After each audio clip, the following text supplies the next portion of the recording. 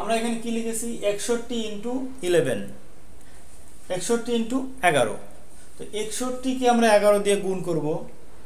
ক্যালকুলেটরে গুণ করলে কি রেজাল্ট আসবে সেটা আমরা খুব চোখের পলকে এখানে বসাবো। সেটা কিভাবে আমরা দেখব। আমরা কি করব, প্রথমে 61টাকে এইভাবে লিখব, এমন ভাবে লিখব যাতে মাঝখানে একটা সংখ্যা আমরা এখানে বসাতে পারি। তো মাঝখানের সংখ্যাটা আসলে কি হবে, মাঝখানের সংখ্যাটা কি হবে 6 এবং 1 এই দুইটা সংখ্যার যোগফল যেটা সেটা কত 7। তাহলে 671 হবে আমাদের এটার রেজাল্ট। আমরা এভাবে 62 দিয়ে করি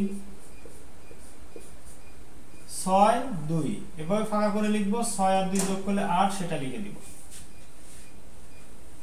এরপর আমরা কি করব 63 কে করব, 6 3 দুইটা যোগ করলে 9 সেটা আমরা লিখব।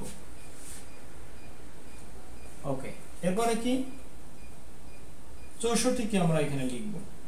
আচ্ছা 64টা লিখতে আমরা এখানে মুছে দেই, আমরা এখানে ভালোভাবে এটা শিখি।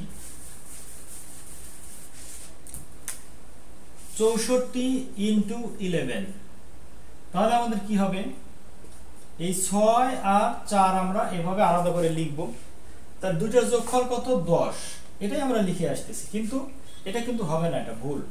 কেন ভুল, আমরা এটা কিভাবে করব, এই 4 এখানে বসাবো, প্রথমে 4টা এখানে দিব আর 6টা আমরা আগে দিব না। কেন দিব না সেটা আমরা বলছি। তো 4 এখানে বসানোর পরে 4 আর 6 যোগ করলে কত হয় 10 হয়। 10 এর কি হয় 0, হাতে থাকে কত 1, ওই 1 এসে 6 এর সাথে যোগ হবে, তাহলে কি হবে 7। তাহলে রেজাল্ট কি আমাদের 704।